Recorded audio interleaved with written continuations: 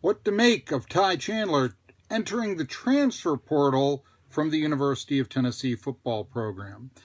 Hi, everybody. I'm Marky Billson, and up to now, I didn't think much of the players that were transferring or have entered the transfer portal from Tennessee's 3-7 team last year. A bunch of backups. I mean, JT Shrout, he's a backup, ultimately. I know that, DeAndre Johnson led the team in sacks, but basically after the South Carolina game, he wasn't much of a factor, and he's going to Miami. I mean, that's his stock just went up, I'll give you that. But, there's some people who say, well, they just lost their best cornerback, Bryce Thompson. Bryce Thompson should not have been on the team after threatening to shoot up the school in 2019, plain and simple. And you knew that he was not going to be late for the Vols in 2021. That being said, Thompson was reinstated amazingly, and I'm sure just coincidentally, after a secondary breakdown cost the Vols a game against BYU, but still. There is good news on the Tennessee front. The basketball team, they may be coming off a loss to Alabama, but still ranked 9th in the country. Only 2 seniors. Looks like Rick Barnes has a powerhouse 14-1 to win the NCAA tournament for the first time. There you go. Might want to win the SEC tournament for the first time since 1979 before then. But really, it looks like right now, Tennessee is a basketball school. But that's kind of interesting because, Phil Fulmer's the athletic director, and he's beginning that role, if you will. I guess his plan is to go until 2023, if he can make it that far. But, when he was beginning as head football coach, the dichotomy was completely different. Tennessee had a losing basketball program, but a very high-caliber top 10 football program.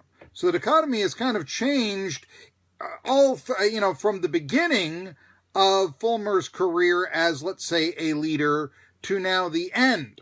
Kind of interesting. And I think that Fulmer is in many ways to blame for this because the demise of Tennessee football, in my opinion, really began 2008 when they went 5-7, Fulmer's last year. I know that 2005, quarterback situations and a losing record that year, but it was a tough schedule and they came back to win the division in 2007.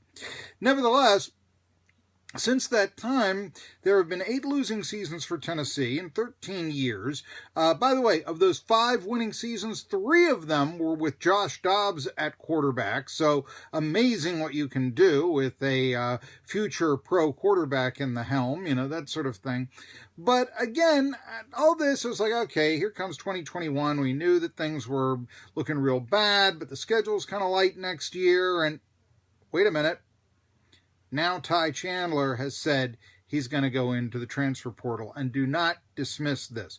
Ty Chandler was the second leading rusher for the Vols last year, averaged 4.6 yards a carry, but the thing is, Eric Gray probably isn't returning because there's that old probation thing, that investigation that is surrounding Tennessee. And to believe that Eric Gray is coming back, you have to believe that it's just coincidence that on the day it was announced that there was an investigation internally in the Tennessee program, he was held out of the Vanderbilt game. That's just nothing to see there. Sure. How naive do you think we are? Come on. So that would have left the running game to Ty Chandler for a senior season. I know there are some promising running backs coming into the recruiting class, but after Bryce Brown, after Tim Jordan, what do I always tell you? Recruits, ignore the recruiting rankings. I know. I used to write for Rivals. I used to write for Scout. I enjoyed it, but we were ranking fullbacks that would go on to play on the defensive line. It's just, take the recruiting rankings with a grain of salt.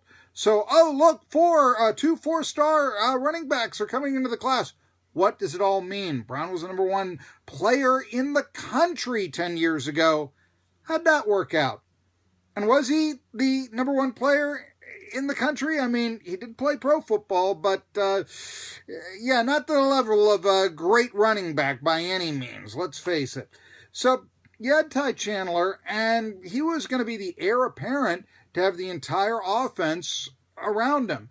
Even as many times as Tennessee got blown out last year, the Vols still found a way to run the ball more than they were going to throw it. And with the sophomore Harrison Bailey coming in, who had his moments, but at the same time was never asked to throw more than 21 passes in a game last year, then you are looking at a situation where the running back figures to be the key focal point of the offense. Could have been Ty Chandler. Now you think about this. Gray probably isn't going to be around. My senior year. I'm bigger and stronger. Entire offense is going to be around me. I think I'll enter the transfer portal. How does that add up? Even if he comes back, it's not a good look. I mean, it simply isn't a good look. And so, I noticed there's a lot of big news now that Harrison Bailey's father tweeted out a line of support for Jeremy Pruitt, the head football coach at Tennessee. That's the big news. Now, it's not Chandler leaving. It's not the best running back of the last 4 years leaving. It's that the father of the sophomore quarterback who didn't throw more than 21 passes in the game last year is now saying how much he likes Jeremy Pruitt. Well, of course he does. Right now, Bailey figures to be the focal point of the offense. Yeah, I'd like the coach that puts my son in that, even if he is incompetent. So why wouldn't the Bailey family champion the coaching staff that made it happen? Now, Phil Fulmer does not want to admit a mistake. Phil Fulmer does not want to pay Jeremy Pruitt's buyout. Phil Fulmer is willing to try to go down with the ship. Phil Fulmer has always hired assistants, and he's hired an assistant to be his head coach. Remember, he also hired Carl Torbush, who won 11-22, to be the head football coach at ETSU. Yes, his record, Torbush's record, 11-22. Now, with another losing record for Jeremy Pruitt, despite the fact that he gets to play cupcakes like ETSU every now and then, you have a situation where Fulmer simply doesn't want to make a mistake. And this is what he's counting on. Yes, he's hoping those running backs will be really big and that Bailey will be fantastic and all this. But he knows this. Alabama, Florida, and Georgia are losses. They always are. Tennessee's most predictable program in the country. But then the schedule isn't all that daunting. There's no Oklahoma on the schedule. You got Ole Miss at home, as well as Pitt. Pitt is coming off a 6-5 season. They're getting their quarterback, Kenny Pickett, is announcing that he's coming back, but you don't know what Kenny Pickett is going to show up. He might be the guy that beats an undefeated Miami team as a freshman, or he might be a guy who amasses 8 yards passing in the ACC title game. You just don't know. Kentucky and Missouri. Tennessee's got to go on the road, but Kentucky had a losing record this past year. Usually that's a victory for the Vols. Missouri, how tough are they? They're 5-5. They did get a good transfer in from Ohio State, supposed top 100 receiver. But again, how good is Missouri? Yeah, everybody else on the schedule is a tomato can. You got Bowling Green, you got Southern Alabama, USA, and maybe an FCS team that you schedule late, So that's another. So if everything goes right, this is what Phil Fulmer is saying, 8-5 in 2019 because of a weak schedule. What about 9-3 if I can get an FCS team come in? What if I can do that? What if Vols? Then I'll be, all the critics of Jeremy Pruitt will be forgotten. They go 9-3. But that's a really big if. And to be frank, it's cockeyed optimism. And Tennessee fans have a way of being cockeyed optimists. They still think their program's elite after these last 13 years. That's cockeyed optimism. And cockeyed optimism has been the recipe for failure these last 13 seasons.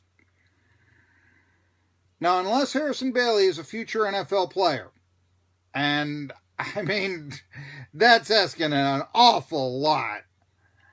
You really think Tennessee's going 9-3 this year, even with that schedule? You really think so? With the investigation without the veteran running back, with total, no one that'll be more than a sophomore running back. now to start saying the Vols are back. Yeah, really. You know, it just might be, after these last 13 years, and with Tennessee doing so well in the hardwood, that maybe the athletic focus ought to be going after Kentucky on the basketball court instead of Alabama on the football field. Folks, I'm Marky Billson. I tell it like it is with the Tennessee Volunteers. And if you like to hear it like it is about the Vols, and you don't want the fanboy commentary that seemingly is it's just evident everywhere, then I ask that you follow me on YouTube, hit the bell for the subscription, that sort of thing, and